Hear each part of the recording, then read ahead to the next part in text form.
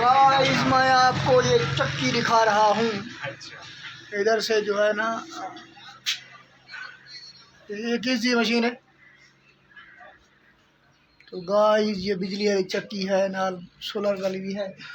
और इधर आए, आपको भी दिखाना चाहता हूँ। इधर आ जाएं, नेड़े हो जाएं, नेड़े हो जाएं। तो गाइस ये मौली भी देख लें, ये भी मौली है हमारे इलाके में।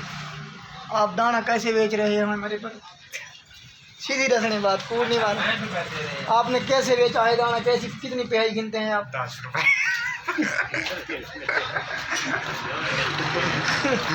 उसामा सीधी बात दसें आप कैसे अट्टा बेच रहे हैं, कैसे दाना बेच रहे हैं? फ्री में नहीं, सीधी बात बताएं। 65 रुपये 70 रुपये। ये गाइस इनका कंडा है, इस सामने वाला।